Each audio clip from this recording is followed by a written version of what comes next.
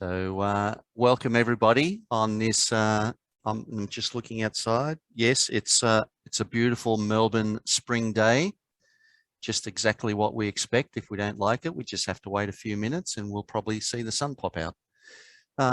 So as Jacinta mentioned, this is the third in our series. So I thought I'd just do a bit of a recap of the series so far. So we kicked off our series to explore if VDAS was a barrier or an opportunity. Our first session had us be introduced to the Acting Chief Engineer, Luke Belfield, from Office of Projects Victoria, to outline to us the intention of VDAS. We then heard from Dr. Hayden Reid from New Zealand, who outlined to us what is possible by having foundations in place to have complete and accurate data. And our final two presenters, Brenton O'Rourke and Charles Moscato from Wannon Water and Yarra Valley Water, respectively, gave us a snapshot of what it's like from having boots on the ground. Our conclusion was that VDAS is an opportunity and it will take a commitment and investment in time to leverage from what Office of Projects Victoria has put in place. In our second seminar, we explored the differences and requirements of data sharing versus data exchange. Our two key presenters, Brenton McDonald from Warrnambool City Council and David Norris from South East Water, outlined the importance to be able to exchange data and the level of work applied to make sure the data was appropriate for the purpose intended, and versus sharing data on places such as data.vic.gov, where the key element was to make sure the data was accessible and people knew what it could and could not be used for. So now our third seminar turns its attention to potential challenges and opportunities that having a big build initiative creates. We really want to dig in with our presenters today to glean information from them as to what they or their organisations see of interest and importance. So don't hesitate to ask any pointy questions. I'm sure this would not be the first time for them. So we have four presenters today. Oscar Casasagas, Project Officer from Office of Projects Victoria. Evan Quick, Digital Engineering Assets Manager, Rail Projects Victoria. Ashley Fenton, Manager Crown Survey Approval, Surveyor General's Office, Victoria. And Craig Sandy, Surveyor General of Victoria, Department of Environment, Land, Water and Planning. So our first speaker today is Oscar. So very briefly, Oscar is a project officer at the Office of Projects Victoria. Oscar has supported the development and implementation of system-wide and project-specific initiatives in the engineering and innovation team, and is currently leading the implementation of digital asset initiatives to improve infrastructure delivery. Oscar, please, it's over to you now. Look forward to seeing your presentation. Thanks, George. I'll just share my screen. Let me know when that's coming up. Yes, all good. Yep, cool. All right, thanks, George. So Oscar, Project Officer in Office of Projects Victoria. Today, going to give you, this morning in our breakfast series, going to give an overview of our digital build program, the Victorian Digital Asset Strategy, and most recently the digital asset policy in sort of further detail. So to frame the discussion today, sort of wanted to start with Australia's broader infrastructure boom and looking at Victoria's contribution to that. So in green there, you can see the red line, that's where we are today. So almost at the peak of Australia's infrastructure project boom. Noting the green projects in the centre there is Victoria's contribution at $144 billion. We're delivering this record infrastructure pipeline, within 5 to 10 years, but importantly, these assets are being received by someone, managed by someone for the next 50 to 100 years. So I think that's really important. While that wave shows delivery, the peak of delivery, it's really important that we understand, and that's a bit of a theme that we'll talk a little bit about today. And the sector that we're going to have deliver our pipeline is the construction industry, and it's one of the most least digitized sectors. This data's from 2015, pre-global pandemic, everyone's been forced to digitize.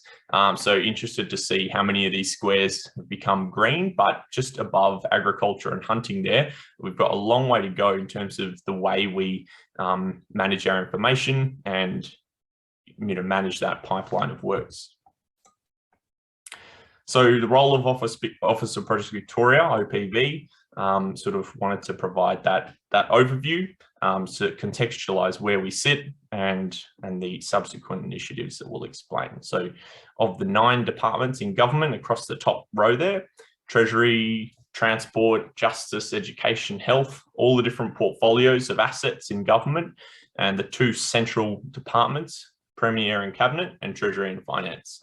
So OPV sits within Treasury and Finance. We've got sort of 2 main functions. Firstly, that system-wide perspective or system-wide improvements.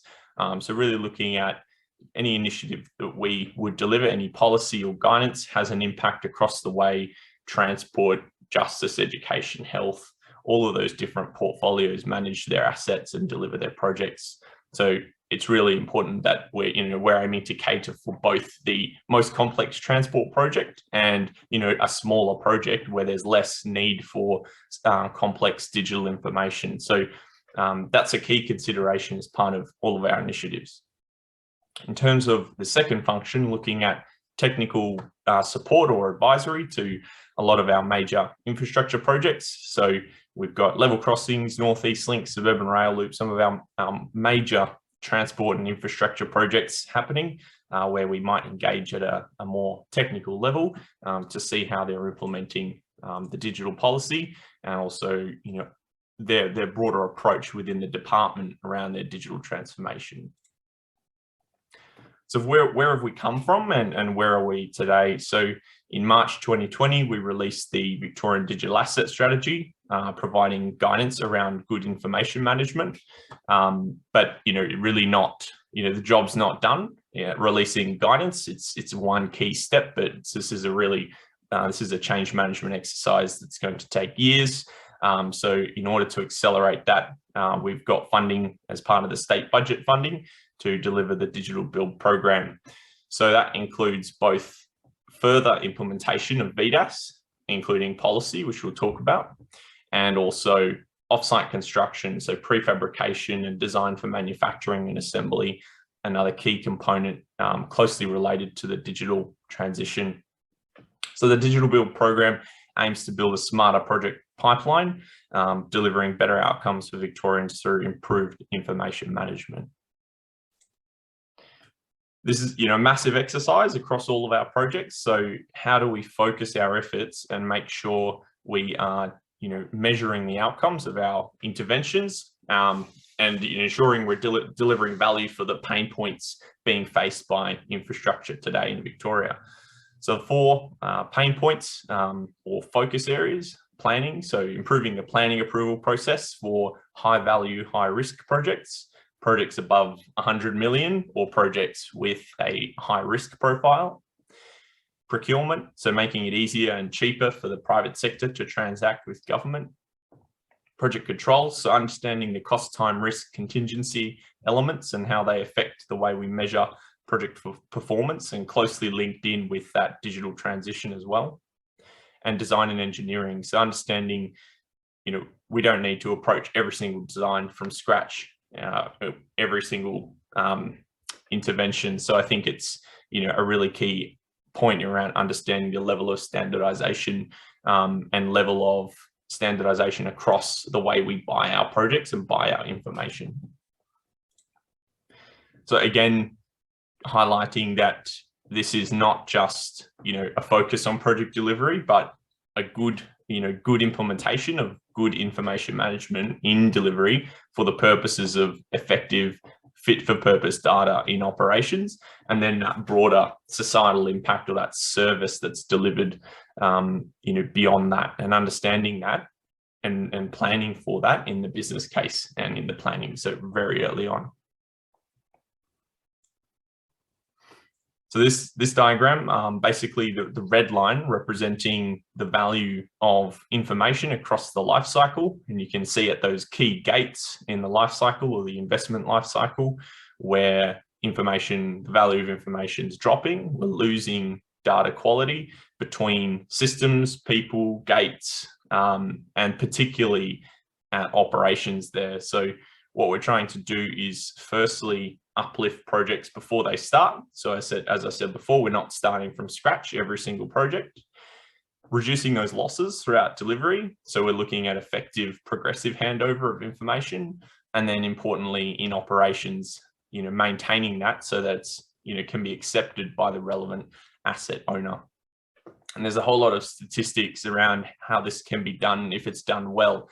But I think importantly, we are looking for, improving upon these statistics and getting Victorian specific use cases and outcomes. So that's sort of with our pilot program at the moment. And we're going to talk a little bit about that shortly.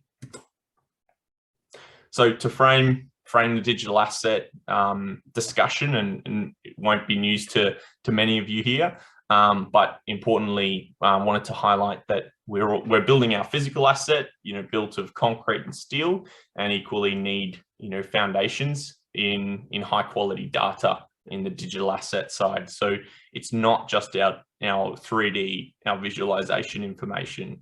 It's not just our geometric structured information. It's all the time, cost, health, safety, quality information, procurement, local content, supply chain information that is those libraries of data underneath our asset that really gives it meaning to the owner, and those layers of spatial data that sit underneath. So I think this is a really important one in the context of digital twins, and probably the next presentations as well. That what we're looking to do is really explain this definition clearly, so everyone sort of understands the 3D or visualizations, what you see, but it's really, making sure that's really good by having all of that effective underpinning data.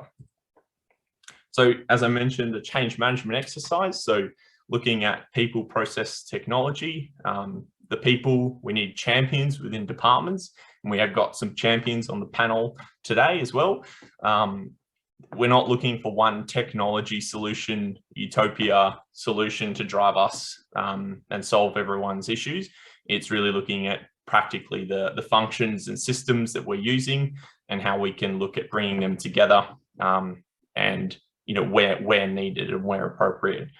And then process, we'll talk about that shortly, around what are the key requirements that we need to embed to really drive this from the client, and then looking at furthering that into our contracts and the contract landscape. So in September, we released the Victorian Treasurer released the Victorian Digital Asset Policy, providing those key requirements. So in the top, you can see the different colors there. They're the phases of our DTF investment lifecycle. So business case, procurement, and delivery are the key phases that any project above 10 million in Victoria needs to produce a long form business case, and therefore falls under this framework.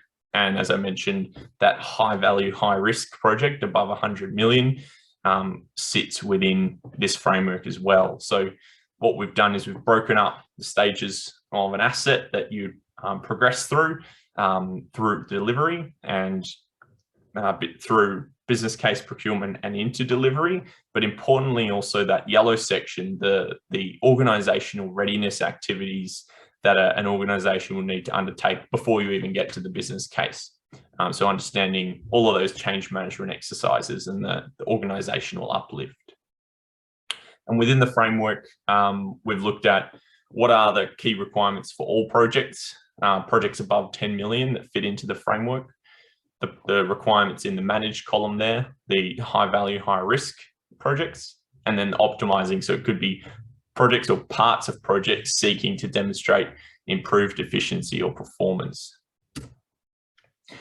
So it's a really complex task to understand all of the functions and systems that exist within our departments, especially, as I mentioned at the start, we're dealing with both the most complex transport project and projects where there's less need for this level of information. So one system-wide initiative that we can try and do and embed in all of our work is that this is not an IT-focused transition or a digital for the sake of digital transition. It's really looking at making this just good practice project management construction language. So cost, time, design, approvals, risk, understanding the language projects already using, the systems and functions they're already using, and looking at how we can, make interventions to improve and automate some of those different flows within our projects. And understanding the information management nuance around digital engineering and BIM and digital assets. So just trying to link it in with international standards, and for the purpose of linking in and aligning with all the other great work being done in other states, and looking at harmonization. A lot of this, it doesn't need to be Victorian specific. There's a lot of this that we can share within other jurisdictions, and we can apply that to our relevant life cycle or investment environments to understand how that actually impacts the way we procure assets and manage assets in our state. So just a brief one in looking at the different kinds of examples of what it would mean to pull information together. It could be done in a common data environment, or completely aligning to the ISO, the international standard, but also looking at more advanced deployments of good information management. And we talk about digital twins. We just wanted to highlight that it's all of this underpinning information, cost, risk, supplier, asset that we're bringing together to understand our projects, improve our decision making throughout that life cycle. So what are we doing at the moment, and sort of the next steps? So we've got spoke about pilots before. We're looking at developing a pilot program to test these interventions with major infrastructure projects. So it might be a very small practical intervention that we can undertake, capture the benefits and the outcomes of undertaking that exercise, quantify that, and then share that with other departments in providing that sort of central role in government.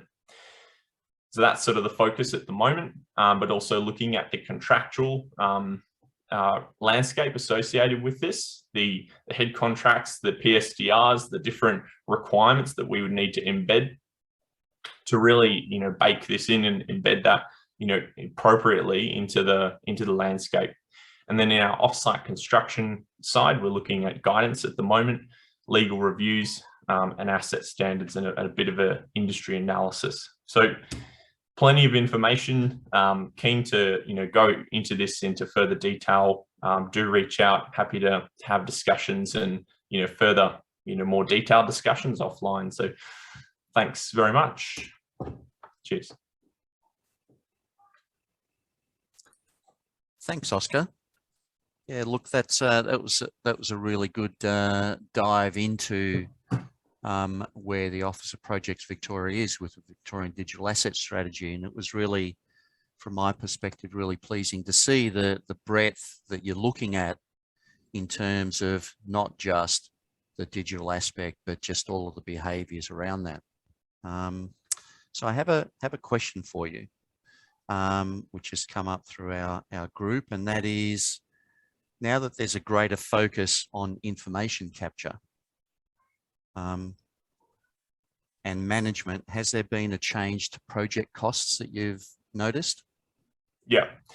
So I think a key clarification is that industry is highly capable of producing all of the most advanced information that we need. We're able to produce, some amazing examples with highly detailed information. So what we're trying to do is make sure that we're not delivering, too much, where we've got all of these fantastic models that are being put on hard drives in the bottom drawer, and the client doesn't know what to do with it, or not enough, and we're not fit for purpose or aligned to their asset needs. So in terms of information capture, that's sort of one one element of what we're hoping clients will undertake through that policy, instead of understanding what information they need, what decisions they make throughout that life cycle, what information they need to support those decisions, therefore requiring that industry captures that.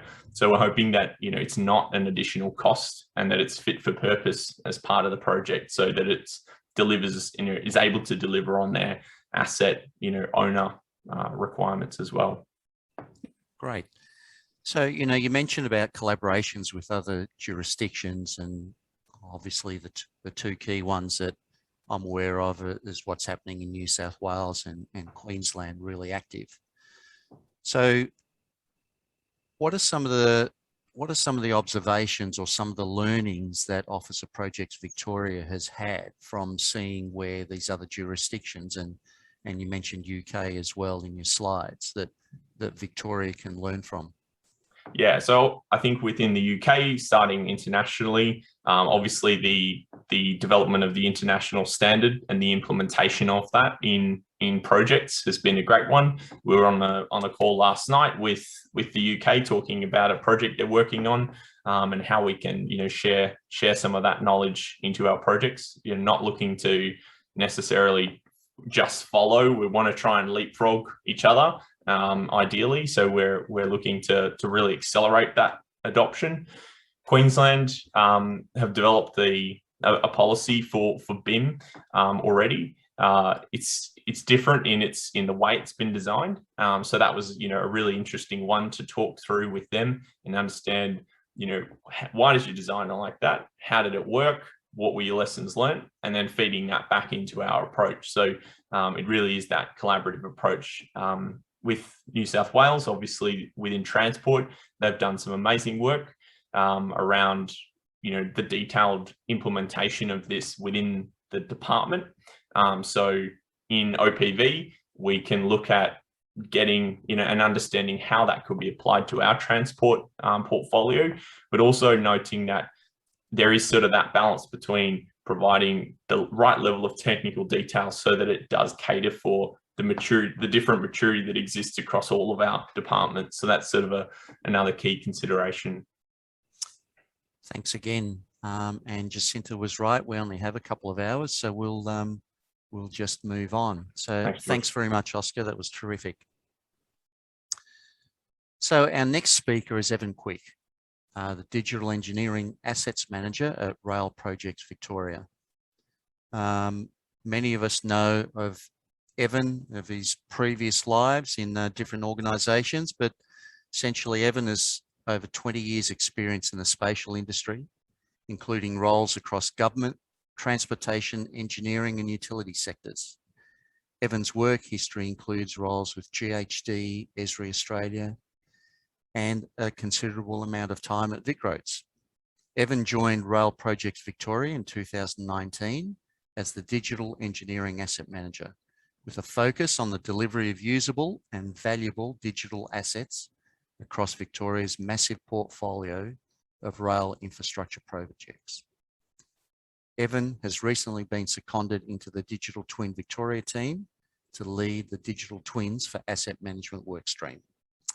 So Evan, looking forward to your presentation. Over to you. Thanks, George. I'll just share my screen and get started. All right, just let me know if you can see that. Yes, all good. All good, no worries. Thanks, George. All right, thanks everyone for joining us this morning from wherever you're dialing in from. I see there's a few people from locally and interstate, but also from overseas as well, so it's great to see. As George said, I wear a few different hats at the moment. In my day job, I'm the Digital Engineering Manager at Rail Projects Victoria, but in my spare time at the moment, I'm leading one of the 7 work streams in the Digital Twin Victoria project, which I'll talk a little bit more about this morning. And also at the moment working on a whole of transport digital engineering transformation. So there's a lot going on across transport and across government in general at the moment in maturing digital asset information management capability. And a lot of that is in response to VDAS. Obviously, the state government is investing very heavily in infrastructure and asset-led recovery. And particularly today, I want to talk about the importance of looking at that from the perspective of a digital asset-led recovery. Obviously, we're investing very, very heavily in new physical infrastructure for the state, but going hand in hand with that is the importance of investing in the digital infrastructure to support those assets as well. So just a quick snapshot of the big build. As I said, I work in Rail Projects Victoria, which is one of 5 different project offices under the Major Transport Infrastructure Authority, part of the big build. Obviously, this is a massive investment in transport infrastructure in the state at the moment. Over $80 billion worth of transport projects being delivered, 165 individual rail and road projects across the state, and a hell of a lot of jobs. So together with our colleagues in level crossing removals, major road projects, North East Link project, and Westgate Tunnel, as well as Suburban Rail Loop, which is big enough and ugly enough to warrant being its own authority separate to MTIA. There's a huge investment in road and rail projects across the state, and a big part of the efficiency of delivering those projects is investing more strongly in digital asset information management and digital engineering capability, and a lot of that is in response to VDAS. So quickly, a summary of Rail Projects Victoria and what we do.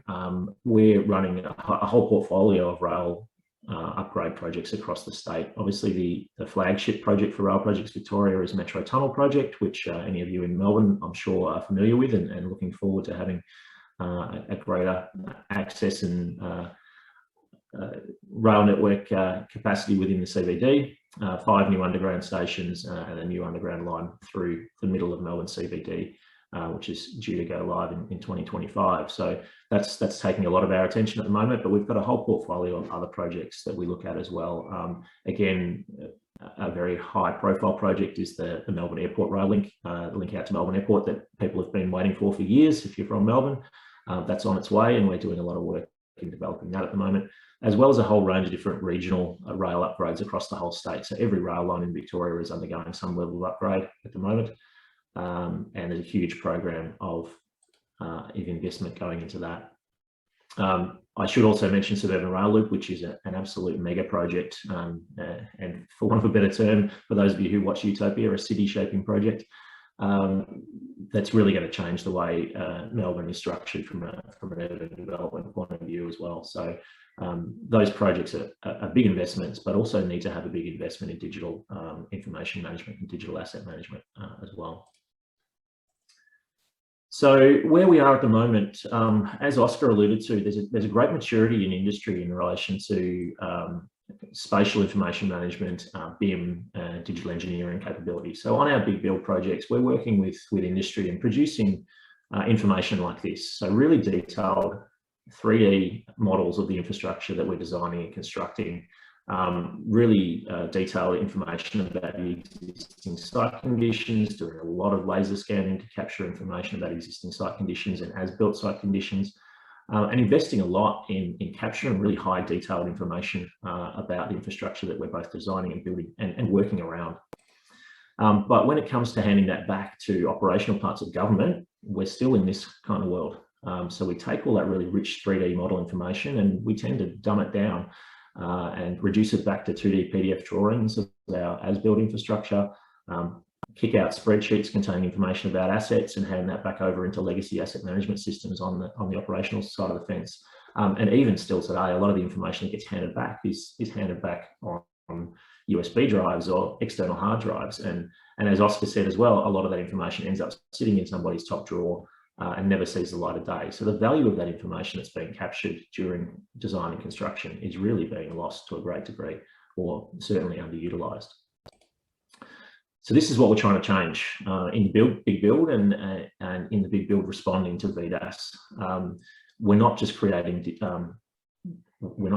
physical assets when we're building these new roads and new tunnels and new stations. We're creating digital assets as well, and that really needs to be recognised and is increasingly being recognised in the big build, particularly following the release of VDAS. It's really important that we remember that we're not just delivering a physical asset, we're delivering a digital asset as well, and that digital asset has a hell of a lot of value, and a hell of a lot of value in particular for the ongoing operations and maintenance of the assets that we're building. So we're really keen, Oscar also showed this diagram, we're really keen to try and streamline the build-up of information, not just through project delivery seamlessly from each phase of a project, but really to try and avoid this drop-off when we come to the handover of that information into operations. So We don't want to see that information end up in the bin or in somebody's top drawer. We want to see that information being leveraged and used for operations and maintenance. Why is this important? Well, I think most people on the call will understand why this is important. Investing in better digital information about the infrastructure we're building can bring improved quality in the delivery of that infrastructure, brings about faster delivery, lower risk, certainly less variations and less surprises on projects. A really important benefit is improved safety and being able to put people in situations where they can inspect or develop or work with assets in a virtual environment rather than a physical environment, so they're not put into dangerous situations. Easier access to information sounds like a simple one, but it's a huge amount of benefit to be gained from not having to go hunting and gathering information. And excuse me, that's my phone. Obviously, greater confidence in the information we're capturing about our assets, and in particular in projects like level crossings, where we're repeating the same type of project many times over, there's a great opportunity for design reuse and saving a lot of money in delivering and designing the same asset once and reusing it many times. A really big trigger for the step change that's happening inside digital engineering in the big build at the moment is looking at the fact that if we do nothing, we're spending a hell of a lot of money losing value in information. As I was alluding to before, we spend a lot of time and money at the moment dumbing down those rich 3D models into 2D drawings and into spreadsheets to satisfy those existing legacy systems. And if we don't do anything about that right now, we've estimated somewhere in the vicinity of about 130 million over the next 10 years with this massive pipeline of infrastructure projects that are coming our way. And that's money that's wasted. So there's a huge opportunity to save money on smarter delivery of information, smarter handover of that information into operations. I think I saw Simon Vo's name on the attendee list today. A shout out to Simon, and Oscar also mentioned the great work that was done in New South Wales and Transport for New South Wales on developing digital engineering frameworks and digital asset maturity. This is a diagram that Simon pulled together, really showing the evolution and maturity in construction and asset management in digital capability. Certainly on projects we've been working in this BIM space for a long time now and have matured beyond BIM into a broader world of digital engineering. So bringing together a range of different technologies, a greater maturity in structuring project information to deliver projects smarter, all of the kind of additional information that Oscar was alluding to around time and cost and associated information that supports the world of BIM, GIS, reality capture, etc. So we're getting quite mature in this space in project delivery. The challenge for us now is to take all of that value that we've built into creating a digital engineering capability and shifting towards the world of a digital twin. So how do we take that information about the infrastructure that we're capturing, that's really valuable, and use that as the basis for a digital twin that can be used in a smarter way to help operate and maintain our infrastructure. That really takes us then potentially into a world of smart infrastructure where our digital representation of our physical infrastructure are linked to each other in a true digital twin concept. And we're using real-time feedback about what's going on in the physical asset to drive smarter operations in predictive maintenance and scenario optimization. Obviously, VDAS has really been really critical to the big build in driving this forward. So VDAS has been a really great hook for us to get attention, to be honest, on the importance of digital engineering on big build projects. We've based our digital engineering framework at RPV, and most of the other MTIA agencies have based their frameworks around the recommendations in VDAS and very much around ISO 19650. With the recent release of the digital asset policy, that's driving us even further to provide greater detail in how we go about applying digital engineering processes across our projects, but also providing a greater mandate for not just project delivery authorities, but whole of government to invest in better digital asset management.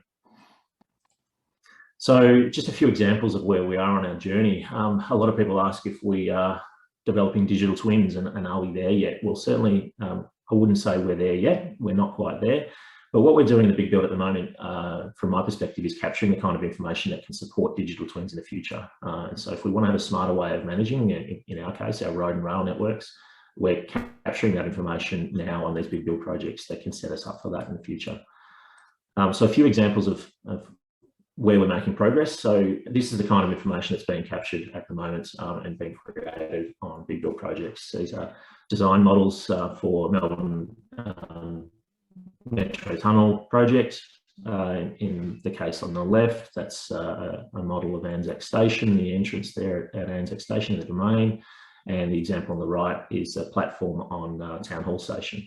And the amount of information that's being captured and attached to these models is just phenomenal. And that's the level of information we really don't want to see go to waste when we start handing these assets over into operations. With that sort of information, we can do things like this. So really rapidly produce visualizations that can support stakeholder engagement, but also rapidly develop different concepts and designs and options for our projects.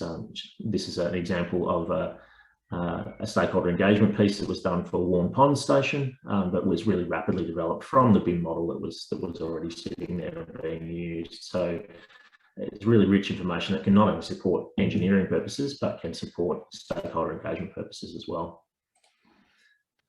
We're more and more putting our BIM in context and bringing together the worlds of BIM and GIS. So really, really important that our 3D design is done in context of its surroundings so that we understand how new infrastructure is impacting on existing infrastructure and on the built and natural environment. And putting BIM in the context of a spatial world in a GIS context is really, really important.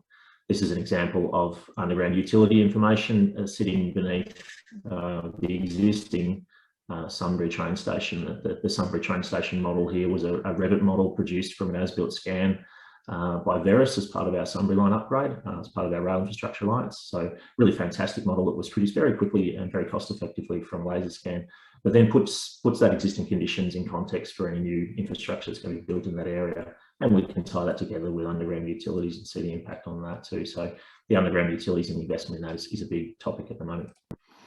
Doing a lot of work on design coordination and clash detection using 3D technologies to identify issues in design as early as possible and eliminate them before they become issues. Shifting to a world of 4D as well, and so tying our project schedules together with our 3D models so that we can understand how occupations will happen over time. Particularly important in Metro Tunnel, where we've got a lot of tight site access and not very much space on site.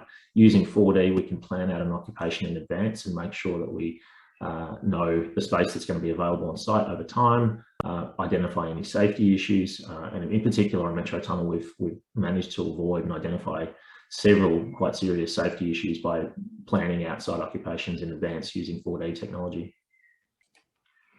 Laser scanning everywhere, capturing all the existing site conditions of the areas that we're working in, as well as capturing the as-built asset itself at the end and using that as-built scan as a verification of the final model that gets handed over. So we're really shifting to capturing a lot of information.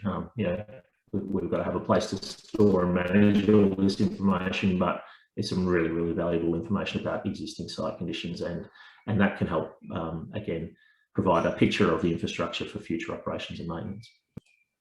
And this is one of my favorite examples. Looks like a photo, but this is actually a 3D render based off one of the BIM models we have for the southeastern portal of Metro Tunnel down near South Yarra Station.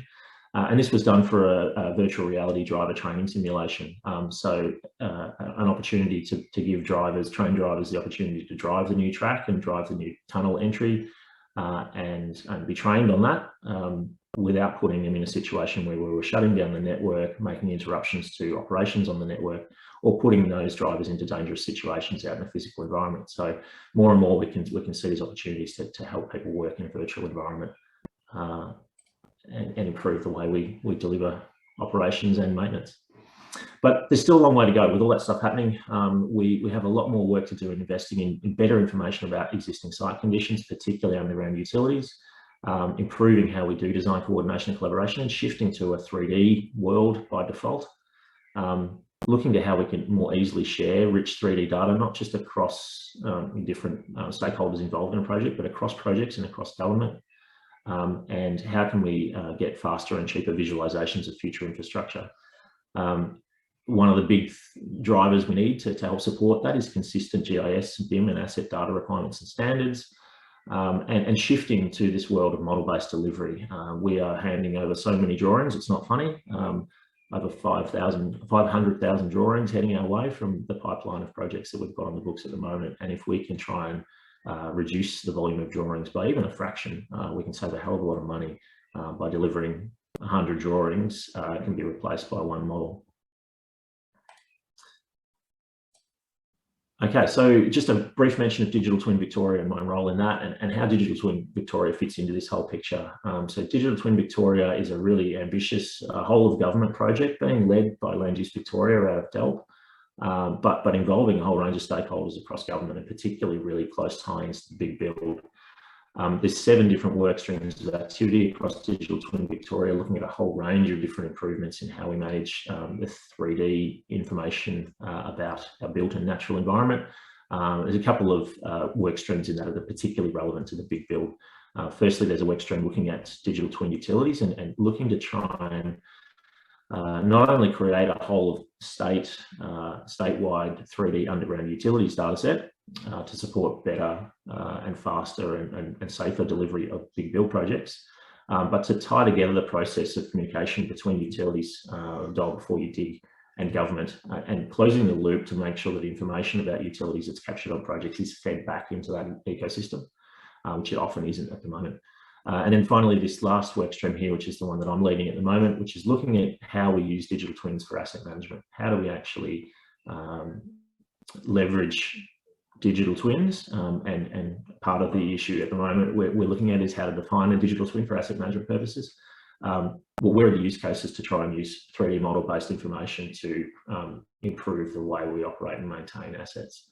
And a big part of that is then looking to develop very high-level whole-of-government BIM and 3D GIS standards and workflows to provide guidance on how BIM data and GIS data should be delivered to support better asset management. That's a bit of a snapshot of that final work stream, digital twins for asset management.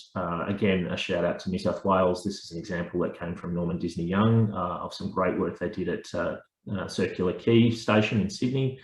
Again, this is the kind of information that's being captured about that infrastructure, but what we really want to do is to provide that in a way that it can provide value and is easy to use in an operations and maintenance environment. And so one of the great things they did with this example at Circular Quay was to attach a whole range of existing asset information into a 3D model in a web-based GIS environment that was really easy to access. So you could click on any one of these piers and see its condition, see its work history, see documentation, photos related to that asset. Everything was linked together in a structured linked asset information model delivered via the web in a 3D environment. And that's really what we're trying to move towards here as well. So finally, how can the spatial industry help with all this? There's so many opportunities to help. And speaking on behalf of both the big build and on DTV, we're really keen to engage with industry and understand opportunities that industry sees for how they can contribute to this, both in terms of data and technology that's available to assist with what we're trying to achieve. We're looking at ideas and use cases and things that often government people may not be aware of in terms of what's capable, what we're capable of doing with the technology and the spatial capability that we have at our disposal in Victoria.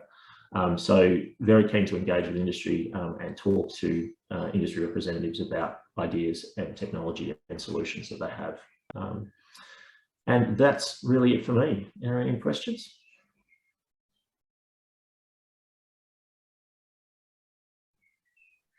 Sorry, I couldn't get myself off mute. Yes, look, the questions are starting to come in, Evan. Thanks very much for that, that in-depth look at where you're at. So I'll start off with the first question from Rupert Lee. How do you manage terms of reference across and between the various life cycle stages, systems and data sets to ensure that there's no overlap, misrepresentation or misalignment of data and information, and ultimately to ensure confidence and integrity for end users? Wow, that's a great question, Rupert. Good to speak to you again. Rupert and I used to work together a long time ago. How do you manage terms of reference across between various life cycle stages? So one of the things that we're looking at the moment in defining information requirements and information standards for our big build projects but more broadly for asset management in general, is looking at that whole of life cycle need. So we're not just defining the information that we need. And it's previously what we would have done on big build projects, is define the information that we want captured and delivered at the handover stage of a project. So as a project's finished, all the information about the assets that have been delivered are bundled up, usually onto a hard drive, and thrown over the fence, and that's the information that gets delivered. What we're looking at now, and again in response to the guidance in VDAS, is to look at the information that's needed at every stage throughout an asset's life. So what information do we need to support asset planning? What information do we need to support concept design and reference design of new infrastructure? What information do we need during design and during construction? And what information do we need to hand over at the end to support better operations and maintenance? And so our asset data standards are laid out in that way. They're laid out in terms of what information is needed at each stage. And we're very much shifting our contract requirements towards progressive delivery of that information. So we don't just get this big dump of information at the end of a project, we get information delivered progressively to support each lifecycle phase. And that we have QA checks and validation to make sure that information is correct and accurate during the project, and not just worrying about it at the end. So I think that the whole of life cycle view is something that we're doing a lot more of. I hope that answers that question, Rupert. Yeah, thanks very much, Evan. And I'm sure that if Rupert or any of our other attendees have follow-up questions, they'll put them into the Q&A session. Look, while Evan was just responding to that question, you would have seen a poll jump up onto your screen, and we're really interested in whether you or your organisation are involved in any of these big build projects. So please take the time to respond to that. It's I think it'll be great feedback for us, because we've got a pretty good audience today, a good number of people. So whilst you're responding to that, there'll be a second poll question that comes up, but I'll just move on to the next question for you, Evan, and it's from Ilse. And thank you, Ilse, for attending our seminars and also always being willing to contribute with a question. So, Evan, have rail safety organisations, example ONRSR, expressed interest or have a position on digital opportunities like the VR driving training as an indication or measure of expected industry standard and practice? Yes, absolutely. There's always different views and positions on this kind of thing. And I think like any industry and like any domain, there are positive and negative views and opinions about digital change. We've certainly seen both from the rail industry. Looking at that example of the VR driver training, again, it was something that received both positive and negative feedback. We certainly got a lot of positive feedback in terms of the safety benefits and potential safety benefits of not putting people into an unsafe situation on the network and not having impacts on the operations of the network. But we also did receive some hesitation and some pushback against changing the way in which driver training was done. And some perspective that, putting people into a virtual driver training environment was not the same thing as putting them into the physical environment. So there's a lot of different perspectives and a lot of different considerations that we do need to take into account. And obviously that's a very valid point of view. So we do need to make sure that we're not pushing people down a purely digital path for the sake of being digital, and that we are considering whether a digital solution provides the full capability that a physical solution would have as well, and whether there's a need to combine the two. But definitely, as with digital engineering and delivery on our projects, and the feedback that we get from our engineers, there's some engineers who are very, very enthusiastic about digital change, and there are some that are not so enthusiastic about digital change, and it's a bit of a generational shift too. I see the generation of Oscar's generation coming through and as digital natives and expect engineering activities to be carried out in a digital way. And yet we have a bit of opposition as well to changing the way in which engineering is done. Coming back to that first slide that Oscar had around the maturity of the engineering and construction industry and digital change, it's not something that a lot of long-term people involved in the AEC industry are used to. And so it is a change. And a lot of what we have to deal with in the big build in trying to introduce digital technologies is not a technology issue, it's a culture change issue, and making sure that people understand what's in it for them, and there's a strong benefit for all different parts of people involved in that industry. Thank you, Evan. And look, the questions are coming in thick and fast, but I'm going to hold off until we get to our panel session. So thank you everyone who has typed in a question. We will get through to those during our panel session. Okay, so our final speakers will be jointly presenting, and so we welcome Craig Sandy, the Surveyor General of Victoria, and Ashley Fenton, the Manager, Crown Survey Approvals. So I'll a brief bio for Ashley. Ashley has worked in land administration for over 20 years.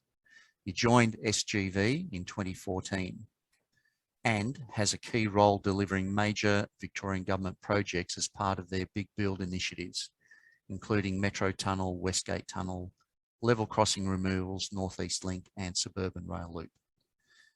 So I think, Ashley, you're going to be driving the presentation today with Craig. So whilst I introduce Craig, if you'd like to share your screen, please go ahead and do so.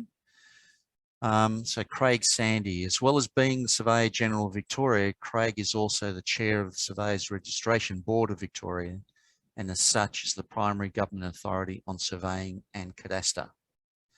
And as we probably know, the Surveyor General has a very busy schedule, but you may not be aware that some of the other commissions and committees in Victoria that Surveyor General is on includes being the Registrar of Geographic Names, being on the Victorian Electoral Boundaries Commission, Federal Redistribution Committee for Victoria, Intergovernmental Committee on Survey and Mapping, he's Victorian representative and the chair, and on the Council of Reciprocating Surveyors Board of Australia and New Zealand and former chair, and also a member of Land Use Victoria on the Surveying Task Force. So an interesting fact, Craig is the former Surveyor General for Northern Territory of Australia and the only person to have held this title in more than one Australian jurisdiction. So welcome to both of you, gentlemen.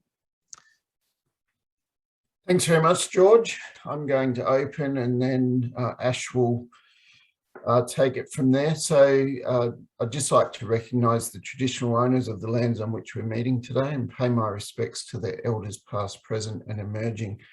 Before we get into discussion around VDAS and the interaction of cadastral surveying with digital assets, Land Use Victoria has gone through a few changes and they're still occurring.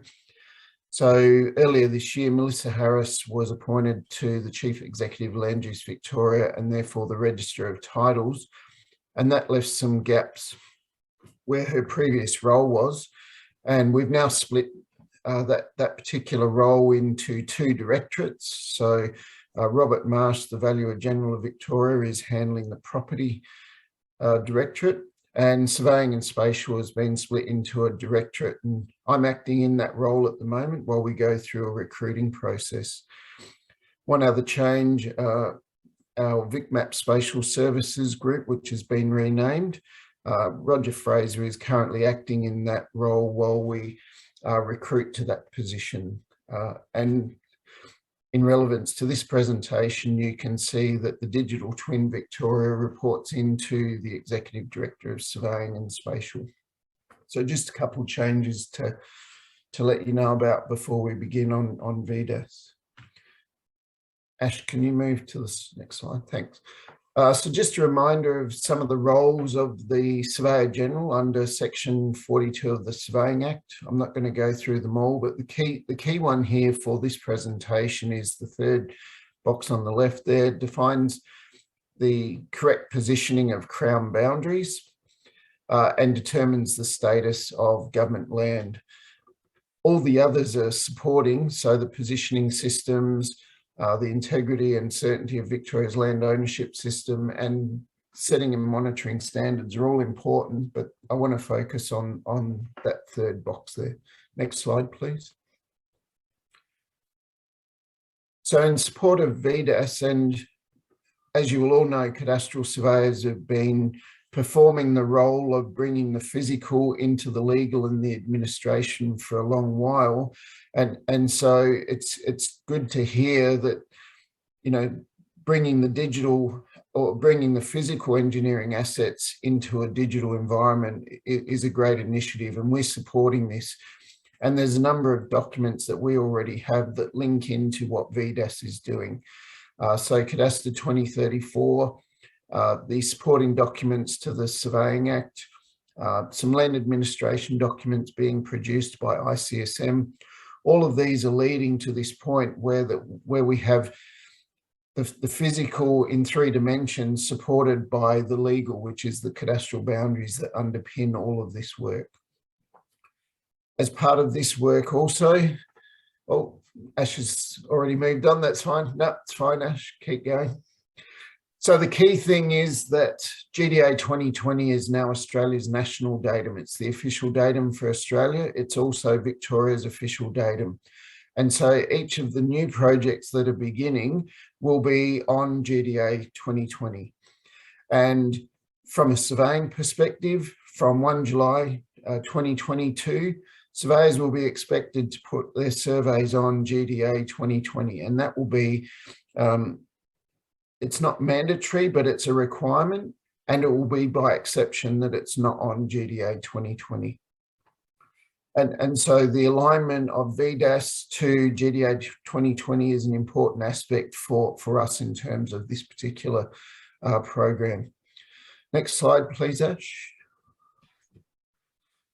So where are we working? So the Victorian Surveying Coordination Act has been around for a long time, since 1958.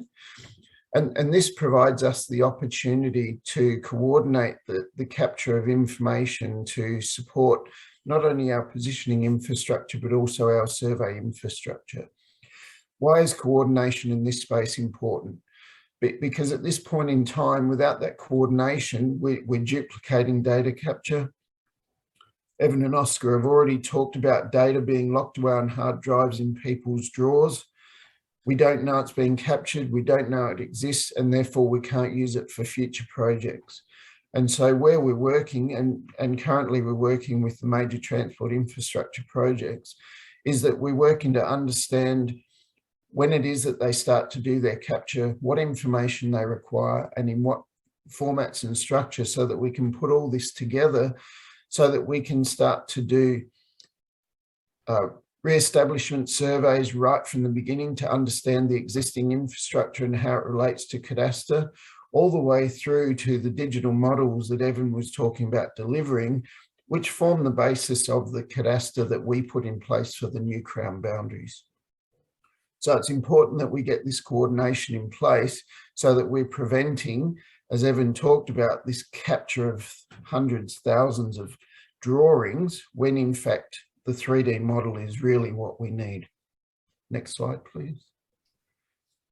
And as Oscar put up in his slides, he put up a much broader range of projects. We're focused predominantly on these rail and transport infrastructure projects in this presentation. However, we work across all of those that Oscar had in his slide. And what you can see from the digital model sitting there of one of the train stations is these are now the models that are driving the new Crown boundaries that we're creating. And as you can see, they're highly complex. The Crown boundaries relate to the digital asset, and therefore we need the digital data to be able to do that. And with that, I'm going to hand over to Ash, who's going to take us through some specific examples of work we're doing and some of the challenges that we're facing. Thanks, Craig, and morning all. As Craig mentioned, I'll be sharing with you an insight into how SGV manage property information related to major infrastructure projects throughout the state. VDAS will play an important part in enabling the digital information to come to life. We are presently challenged by the scale and competing demands of Victoria's Big Build program on Surveyor General Victoria Resources to approve plans for multiple infrastructure projects simultaneously. So to manage our program of works, we have established an interdepartmental working group that consists of project partners that includes all major infrastructure projects as you see on the screen. It includes, I suppose, specialist skill sets like licensed surveyors, GIS specialists, land managers, and representatives of the Registrar of Titles and Surveyor General of Victoria. This particular group meets monthly and has done so for the last 18 months to 2 years. And we have a program where we look at across government managing our schedule and the competing interests of all projects, and also to share the knowledge and identify areas of improvement for project efficiencies. So it's working in a more collaborative way across the whole of government to deliver such an extensive program of work. Just to take you through some of the broader aspects about what we do specific to SGV and Land Use Victoria itself. So for most infrastructure projects, government use the Major Transport Project Facilitation Act to deliver their program. So it's a fairly significant and powerful act that has a whole lot of delivery powers that enables government to build and construct these projects. It enables them to manage and update property boundaries and tenure to land affected by the projects. Land Use Victoria work through 3 specific phases for each project to achieve their relative milestones. The 3 stages include project area designation, acquisition, registration. Project areas are designated by through the concept of the MTPFA, through the concept of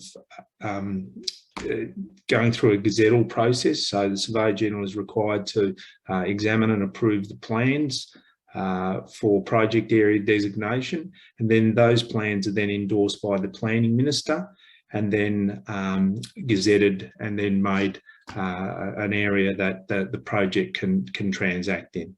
The second phase is really around acquisition. So again, it goes through a similar process of approval by the Surveyor General and then lodgement into the Central Plan Office, and then those particular plans are used and referenced in gazettals.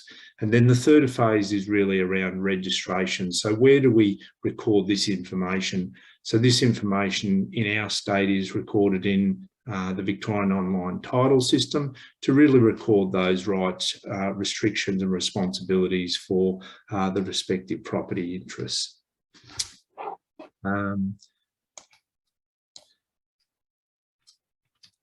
Just moving on to the next slide. This is really an example of Metro Tunnel. So this is the project area plan that designated that particular project from a commencement perspective. As I did mention, through that project area plan that defining the spatial extents of the land that government can deliver their project powers on, they then go and enable that through a gazettal process, which then gets recorded in the government gazettes to enable the project again to commence. So for Metro Tunnel, this occurred on the 13th of January 2017 and enabled government to deal with about 400 hectares of land through obviously the CBD of Melbourne, extending from a small portion west of Footscray, 12 kilometres through the CBD, and then out to the eastern portal around South Yarra Station. So a fairly significant tract of land. But this was an enabling plan and gazettal, and using the provisions of the Major Transport Projects Facilitations Act to be able to deliver their programs of works. So in terms of the type of definition, so boundaries for these projects are defined 2-dimensionally and 3-dimensionally. most of the project area for the Metro Tunnel is not limited in stratum. Those parcels coloured in salmon or pink there, those particular parcels. So what I'm mentioning is the other beige type colours, predominantly these areas are unlimited. So enables the project to be able to deal with an unlimited space. Having a look at the salmon areas, these particular salmon areas enable a limitation of basically the upper or lower boundaries in stratum. So most of the project areas for Metro Tunnel are limited in stratum. Those and as you can see, those parcels are coloured pink and referenced with a T and are limited in height only. Their height limitations shown within the plan and are all referenced to AHD as well. So these plans really in defining the land parcels, they can be defined via various methodologies. So the extents can be defined by coordinates, they can be defined by existing cadastral boundaries through an abuttals or a lot plan or a specific parcel identifier. We have other ways to define them as well through a bearing and distance, connection with existing cadastral corners, existing survey boundaries through other plan resources like Vic Roads, SPs and other registered surveys in the central plan offices. Project areas define the extents of where delivery powers can be applied. Government can temporarily or occupy land to deliver their program. So the second phase of these projects for us is really around the acquisition phase. And this is where really the detailed survey takes place. So cadastral licence surveyors have gone out there in the field. They've had a look at the existing information to determine the re-establishment of existing property boundaries. And then they've gone and defined the project extents and effect for acquisition purposes. So as you can see on the left-hand side, this is really Swanson Street going directly through the CBD. This plan of survey defines the project area alignment for acquisition. The top right-hand corner talks to the point about the land parcels that are affected. It gives us an indication of what the particular title or crown folio details are. It gives us an indication of the specific parcel identifier, also indicates the area of land that is to be acquired, and then has reference to the height datum in AHD as to values to upper and lower boundaries to limit those extents of acquisitions. And the bottom right-hand corner is really, in essence, an example of the Government Gazette that was used for the acquisition of this particular site. So all of these are really enablers for government to ensure when they're acquiring land to hand over to the private consortiums to build, that they are done in a manner that we are fully aware as to who is affected and what rights, restrictions and responsibilities are impacted by the projects. So here's another example really of the detailed abstract of field records where the licensed surveyors have gone out there and picked up all of that monumental evidence to depict occupation and to fix spatially the extents of where these boundaries lie in relation to the built form. Throughout the acquisition phase, this is an example of what we call Tranche 1. So Tranche 1 was the first section of the Metro Tunnel acquisition that occurred. And again, this is really around Kensington South through to Arden Street, North Melbourne. So this is a bit of an indication of a plan of survey that was used for that acquisition and the relative extents. So I just wanted to take you through to add some more perspective to the land acquisition for Tranche 1 relative to the constructed tunnel. So I'll just play a short video to provide you an insight with the alignment of the tunnels and their relationship to the built environment at surface level. The TBMs, the tunnel boring machines, commenced digging in the Arden Street east of CityLink in September 2019 and broke through 6 months later at Kensington South entrance in February 2020. So as you can see, many properties were affected and included land zoned for industrial, commercial and residential purposes in this particular area. West of CityLink, it was around McLaren Drive, Bakehouse Road and Childers Street, which were defined in the plan that I showed you, or the planner survey for acquisition purposes. So the tunnel boring machines obviously went in. Initially, the first one went in and then they worked parallel, but it gives you a bit of a visualisation about where the tunnels were built underground and perhaps what impacts it had. So as you can see, there's a fairly sizable industrial estate there at McLennan Drive, and where they come out at the very end is really around a bit of a residential estate. So the residential estate around Tennyson Street, it's where it's come out to be. So the detailed sheets of these particular plans, this is an example of one of them, where really we look at defining in a meets and bounds way the two-dimensional and three-dimensional impacts that the acquisitions affect each of these properties.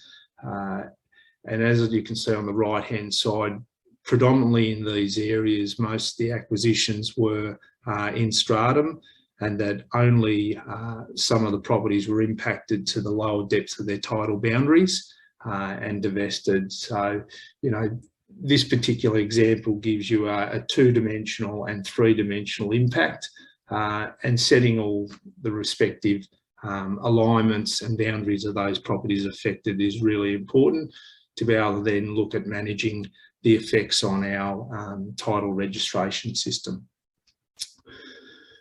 So the third phase is around registering. So under the MTPFA, there's a requirement to notify the registrar about the impacts of these projects on properties. And this is a bit of an example of one of the dealings under Section 259 of that particular legislation, where government's compelled to notify the registrar about those effects. So how does that look in terms of our systems? And yes, we're more so in a very paper or a PDF world. We do want to move towards this digital sort of revolution to make things easier. But there's also dealing with the existing legacy issues that we have. So on the left-hand side, you can see an example of one of the titles that was affected through this particular project. Obviously a title that's in feet and inches and fairly aged. This particular property was impacted two-dimensionally as to part and had a three-dimensional acquisition element as mentioned. So the first part of that is we need to go through a subdivision phase of that particular affected property. And then the second part of that process is really then capturing the acquired land to identify land that has now become government's property. So the right-hand side indicates that through a plan and crown allotment that we record. So looking back from the west over to the city towards the east, this is really that bit of an insight to what land was affected in this particular tranche one. So again, we're really around that Childers Street, looking easterly down McLennan Drive. And I just wanted to show you a little bit about, you know, what that means. So for government need to go through an acquisition process to be able then to hand over the land to the private construction consortiums to then build our projects. And as a part of that, it's really important that the built form remains within the area that government has acquired. So I just wanted to give you a bit of insight as to what that looks like underground in relationship to the plans that we did some time ago for this particular project.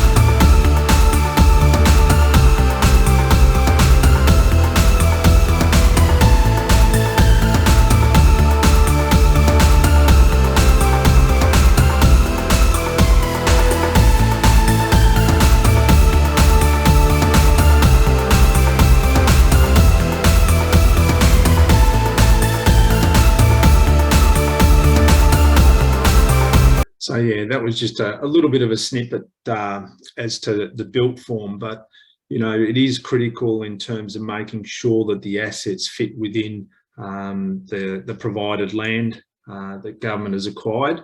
And then we go through a checking process to make sure that the minimal tolerances are there and are acceptable for government to deal with. So some of these projects, as we mentioned, are quite large. It presents different challenges from different angles. So just up on screen, we've got a bit of an example of some of the spatial extents to project areas that we've already defined in the state. The red indicates the level crossings program around the CBD. The pink indicates the program for Metro Tunnel.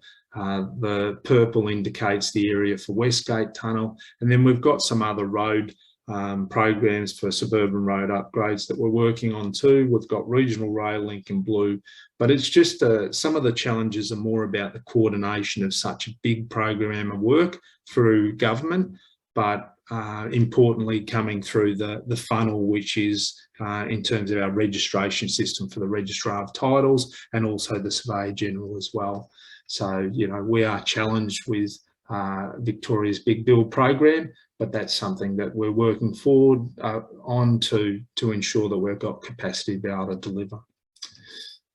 Also, some of the other challenges that we're faced with is mentioning, you know, some of the legacy issues. A lot of these properties, as you can see through Hoddle's grid in the bottom left there, are really aged areas. You know, we're dealing with old legacy issues with titling, like general law titles that still exist, and predominantly there are a lot of them still that remain throughout CBD and those closer inner suburbs within Melbourne. It's bringing the old and new together to analyse those property boundaries to then confirm not only boundaries, but status of land and those land tenure elements, and then bringing that into the new world of emerging technologies where we've got such rich information that enables us to have a look at some of the finer elements of building boundary definitions. So you can see in the top middle section, that's really an area of a staircase going down around Flinders Street Station, but the element of definition there, you know, vertical or horizontal differentials, you know, to the millimetre degree, as you can see with those bluestone faces, they sort of differ, and that creates some, you know, problems with this emerging technology, refining things to a higher level. From a land titling perspective, that is at this stage a fairly straightforward sort of vectorised way, streamlined way of dealing with those boundaries rather than the minute detail that you can see in this diagram. On the right hand side is we've got to look at also those rights and responsibilities to cover off the independent needs of operators. So we've got an example here of road which is over rail, and their interests to be recorded so that they have those particular ownership or control rights of their built assets. So we need to put those into our relative systems to ensure that those interests are recorded accurately, but it provides those complications of recording that in just a paper or two-dimensional way. And then lastly, down the bottom, really, the broader complexities that we see of the world that sits above ground and below ground, with the detail that you know is advancing, and looking at those tunnel aspects, looking at the infrastructure, looking at the foundational information, and then obviously, you know, those potential commercial aspects in terms of leasing, licensing of land that may be needed as well to be considered. So, and just wanted to take you through perhaps the last tranche really of Metro Tunnels program. This particular tranche extended from Flinders Street all the way through to the new proposed Anzac Station, which is around the Shrine of Remembrance. And this was really a bit of a complication about doing the necessary mathematics to ensure that we could satisfactorily understand the effects of existing property rights. So this is a bit of an example of the Burnley and Domain Tunnel and how the Metro Tunnel Tranche 6 affected basically the existing lease that we have for CityLink. So the bottom plans represent the registered definition of CityLink for the Burnley and Domain Tunnel. So it's about a 25 to 30 sheet plan, covering off 2-dimensional and 3-dimensional aspects of that particular lease. The top left-hand side indicates the area which Metro Tunnel wanted to acquire part of that particular lease.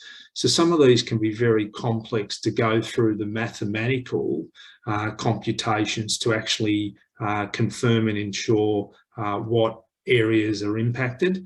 So what we're hoping is through a bit of the digital revolution is that we have the ability to be able to code and script and analytically compare the effects on proposed acquisitions to existing property rights. So just take you through a little bit of an insight and what that looks like in terms of this particular site. So just taking you through in and under the Botanical Gardens and Alexandra Gardens. And this is a bit of about a visual of the Burnley and Domain Tunnel as it sits under the digital terrain model. The yellow indicates or represents the area of Metro Tunnel that they wish to acquire underground. And coming through the Burnley Tunnel, you can just see here some of those impacts of the yellow acquisition parcel and how that protracts through the bottom end of the existing Burnley and Domain Tunnel lease. So what we're hoping is that, into the future, we're able to look at how this technology can assist and support us in making better decisions to know the impacts of projects or future projects on existing properties, so that we're able to more efficiently be able to approve and manage our cadastre. So that's all I have to present today, and I'll hand it over to you all for questions. Wow, there's a lot going on for surveying industry and the spatial industry. That's fantastic. Thanks very much for that level of detail that you provided us, Craig and Ashley. It was terrific. Just before we go into some questions, I just want to shout out to Evan. I see you've been busy typing away and responding to the questions. Thank you very much for that. That just means we can ask you some more questions a bit later on. Let me get a head start, George. Yeah, well, great job. Okay, so yes, so question for Craig and Ashley. Have we got the workforce and the skills in the workforce to undertake all the work from a surveying perspective that's coming up as a result of these projects? I suppose initially we have been looking at this and planning for some time from an SGV perspective. I think it's fairly well known across not only the state but the country that there is a skills shortage around licensed surveyors. But I know that there are initiatives that SGV are leading to, encourage more people into the surveying profession, but also to support the industry that we have in an existing workforce. From purely an SGV perspective, we are building capacity within our teams to be able to accommodate the increase in workload. So at the moment, we've currently got recruitment at foot for 8 new positions. That is a part of delivering the necessary requirements in terms of resourcing for projects like Suburban Rail Loop and other projects that are non-infrastructure related. that we do throughout the whole of government. So we're certainly working towards that and making sure we do have that capacity to be able to deliver for government in that space. Thanks, Ashley. And as Craig knows, that was a bit of a loaded question because yeah, it was. I just put my SGV virtual background on, SRBV, sorry. So Surveyors Registration Board are looking at this. Predominantly, we've focused on how many we have, and it's very clear now that we need to understand how many we need and what that gap is. And so the licensing review is taking priority this year. However, early in the new year, SRBV will be looking at putting in place some research to understand how many we need. And SGV is also going to be looking at this because, you know, Ash has talked about the projects. The key for us is if the big build increases by 1 billion, 10 billion, 20 billion, what does that mean from surveying? Now, there was a study done by Consulting Surveyors National a couple of years ago, and what that demonstrated was that for each licensed surveyor, we need 4 to 5 or more supporting people to support that one surveyor. So it's not just the number of licensed surveyors, but it's how many in that supporting group of people that we need also. Yep. Thanks, Craig. Ashley. Another question before we move on to our panel session for Craig and Ashley is around the CORES network. So what difference will the level of accuracy that the CORES network provide in being able to monitor and scrutinise these projects?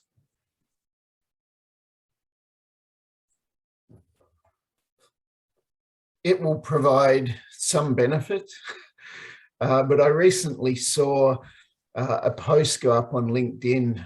I think it was by Matt from ISV about, you know, suitable use of technology in urban environments. And as the poll showed, in these highly urbanised areas, GNSS is not necessarily the best tool for the job. You know, robotic total station scanners and a whole range of other things provide better opportunities to capture the data in some of those environments. So it's not just about GNSS. GNSS is just one tool that we have. It's about understanding and utilising everything that we can use to get the best outcome in our data acquisitions and producing the final result in terms of us cadastral boundaries. For Evan and Oscar, better asset management. Okay, thanks. So really the takeaway from that is it's got to be fit for purpose. Yep, thank you. Okay, so as everyone can see, we're now heading into our panel session. All our presenters have their videos on. We've got a couple of questions coming through, but I'll start one off for the panel. And this is to everybody, so we'll just go around each person. So what do you see as the role of the spatial and surveying industry in these projects? Wow. It's a fairly basic question, but I'm interested, I guess we're interested in your perspectives on it. So maybe well, I'll put it out there, Craig, that it's fundamental and spatial information underpins all of these projects.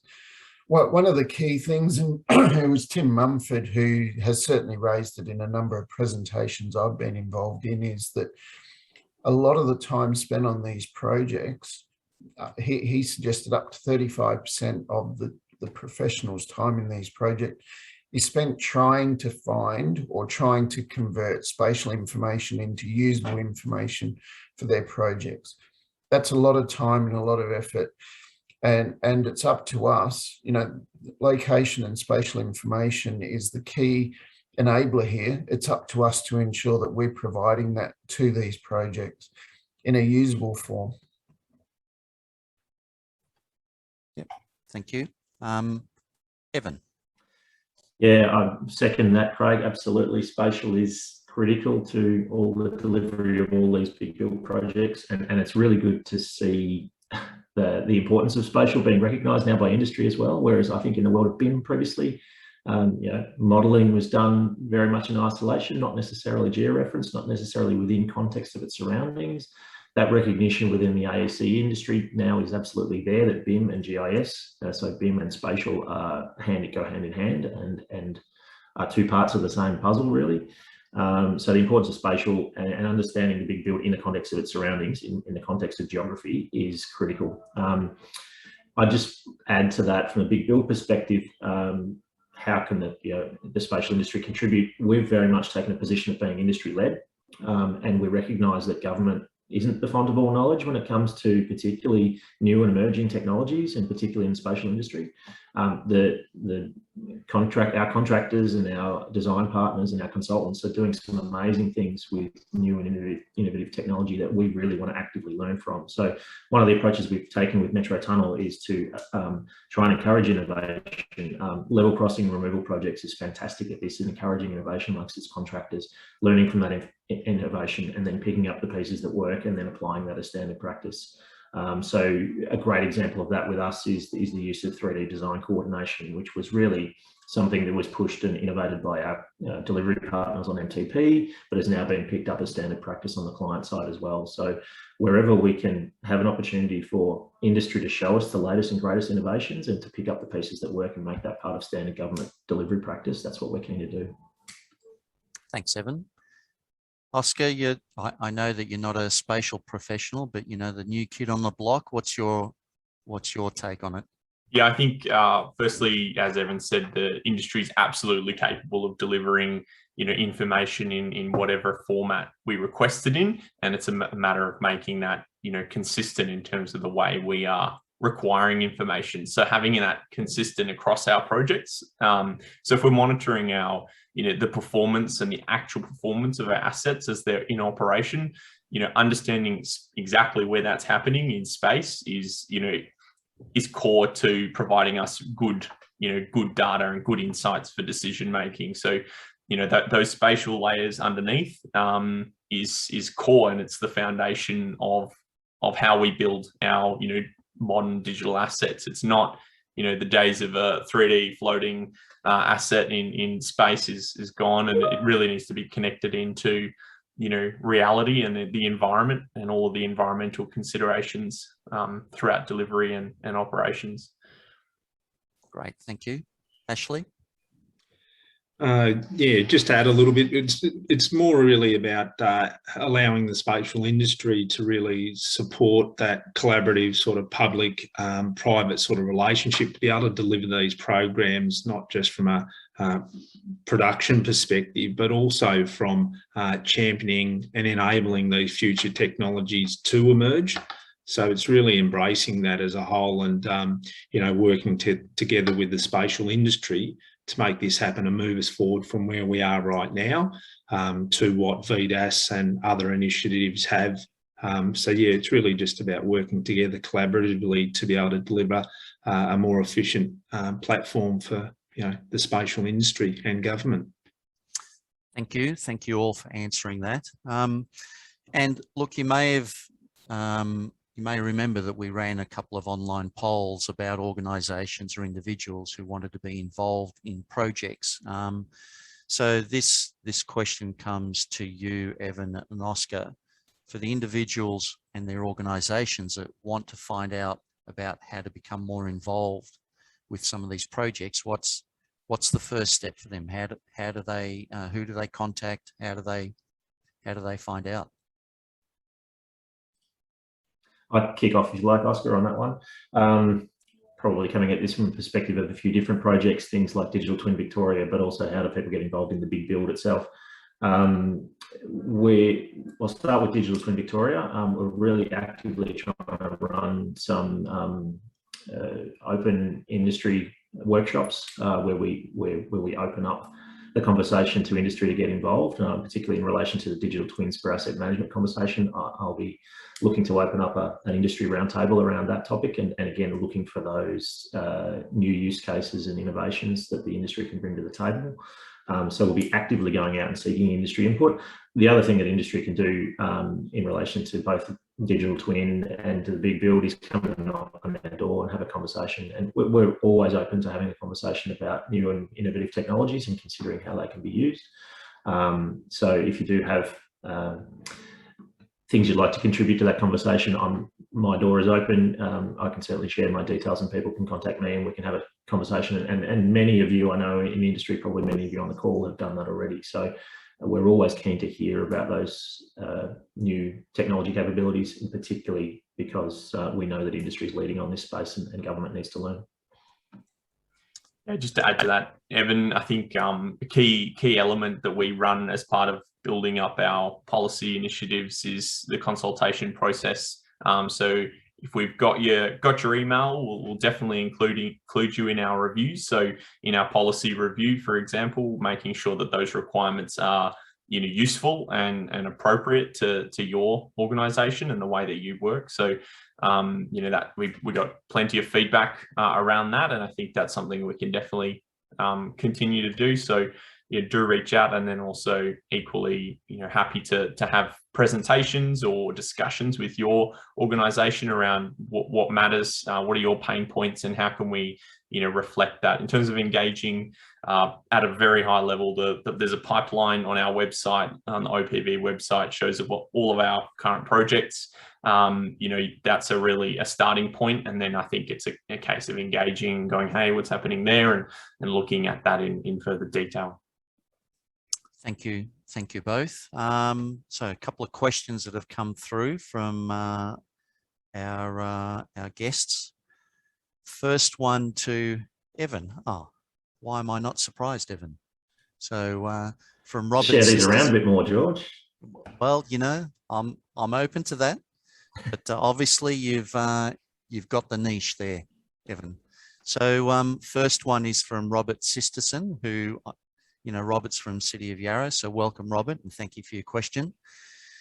Do you have any practical guidelines for best handling asset handovers of dumb PDF plans, etc., and about trying to extract useful spatial data? So there's a number of parts to his question. So I'll just leave it at that. And then I've got the question in the chat, George. So okay, I think I get Robert's context there, and Robert, yes. It's painful. Wherever possible, please don't hand over PDFs. It's really tough to actually extract meaningful, useful information from a handover in that format. And this is the problem that we've been facing, I think, for a long time in transport, is that we do get as-built information handed over in that PDF format. It's actually the value of the rich data that we captured already is reduced to PDF format and handed over there. We do have the benefit in the transport space of at least mandating the handover of both the CAD and GIS files that go with that. So we do have the native CAD data and the native GIS data. What we're trying to shift to now is to also require the handover of 3D model-based information, and wherever possible, use the 3D model as a source of information. So I think one of the other questions that Gary Nisbet asked, what's the future of drawings? We're certainly not going to be replacing drawings with models, and there's a lot of different drawing types that absolutely models can't replace, things like schematics. But what we're trying to shift to, I think, is a world where the model is the source. Drawings may need to be produced from models and can hopefully be produced more efficiently from models. But the data itself is the really valuable information asset, not the PDF. And so in our contracts, Robert, we're certainly shifting towards mandating the handover of the model, the CAD, the GIS, and the drawings in a connected asset information model where the model is the master, if you like. I hope that answers the question. Thanks, Evan. I think that was really well put. Put the context of where drawings and models sit together. Next question to the panel, which came in the chat from David Trengove. Good to see you on, David. To the panel, we all understand the importance of geography for VDAS and broader digital engineering. The challenge has been for this to be recognised by those outside of this industry and for projects to adequately fund foundational geography. interested in observations from the panel on this? Who would like to be first? I'll give it a go. So in some recent discussions with the Office of Projects Victoria, we've actually been talking about this. And the key is to ensure that the specifications that go into contracts recognise the importance of this data, and that it's actually requested as part of the RFTs and the contracting process. You can put all the mandates you like in legislation, but if you don't have it in the contracts, it doesn't happen. And so we're working with OPV to try and ensure that these specifications and the requirement to ensure this data is provided to OPV and to us for future use actually occurs and is therefore funded. Just to add to that, Craig, I think how can it be recognised is bringing it outside of that IT digital world. It's not necessarily digital, it's just good practice. A lot of these fundamentals. So using language accordingly that drives that narrative, I think is really important. So, and embedding that language in contracts, as Craig said. So we're actually making this part of project construction, the project construction world. It's not necessarily just your digital team working on digital deliverables. Everyone's working digitally. So I think that's that discussion and equally those requirements are reflected in our contracts work that we're doing at the moment. Thanks, Oscar. I'll just quickly jump in on that one as well, George. I think, David, I think that the needle is shifting a little bit on this one, and that recognition is starting to come. And I think from a project delivery perspective, that recognition of the importance of foundational geography and foundational spatial data has come from some pain points on projects. So where projects feel the pain of not having sufficient foundational spatial information to help support design and construction, we've had quite a few examples of that now. And the construction industry in particular is starting to get the value of having really good, high quality foundational spatial information to support its design. And I think a fantastic example of that is what's happening with Digital Twin Victoria. So Digital Twin Victoria is a game-changing investment in foundational spatial information for the state, and taking the VicMap suite from a 2D suite of products to a 3D suite of products, introducing VicMap buildings and introducing VicMap utilities are two really, really critical parts of that foundational information infrastructure for the state. And that investment in DTV is a fantastic sign that people are starting to get it. Thanks, Evan. I suppose I'll just add to that as well. It's really about trying to get the support from senior parts of government and also industry to realise the importance of geography to and spatial to others who are outside of our disciplines, and really getting that to happen progressively so we can get investment back in, and understanding how this in the longer term can really be a cost saving for all of us who are managing these infrastructure programs. So, that's something that's certainly filtering through. But again, that's something we have to continue to, support, advise, and get others to embrace. But it's an interesting point. So, thank you all for that. Next question. With the start of new major projects such as SRL, NEL and Airport Link, is there a single driver to ensure there is consistent alignment of spatial data formats and schemas between all of these projects, taking into account lessons learned on current projects? I can kick off on that one as well. Maybe Oscar wants to chime in from a digital build perspective as well. But great. The answer is yes, and it's starting to become more formalised. So up until now, we've kind of worked in a bit of a coalition of the willing between all of the big build projects. So we've had really good collaboration and a good collaborative working environment between Rail Projects Victoria, North East Link, SRL, Level Crossings, etc., who are all sharing the way they're doing things and looking from a collaborative point of view to try and do things consistently. That's now shifting to be more formalised, and there's a proposal at the moment across the whole of MTIA, but also extending potentially to SRL to look at MTIA-wide common project requirements, including common data formats for both GIS and BIM and schemas in that. So hoping that program of work gets funding so that we can actually invest in doing things once and doing things consistently across the big build, because we all recognise the value in that, and it doesn't make any sense for each project to define a different spatial data format and a different project information schema. We're all delivering very similar projects, even though they're some are big, some are small, some are road, some are rail. The information requirements are fundamentally common across those, and it really does make sense to have one consistent way of doing things across the big build. Thanks, Evan. Yeah, just to add to that, Evan, I think it's also our role to understand this from a whole of government perspective outside transport as well. So understanding, you know, the other asset types involved and where we can bring lessons from those asset types and connect the two, and to support, you know, transport in understanding how they can drive consistency across the transport portfolio.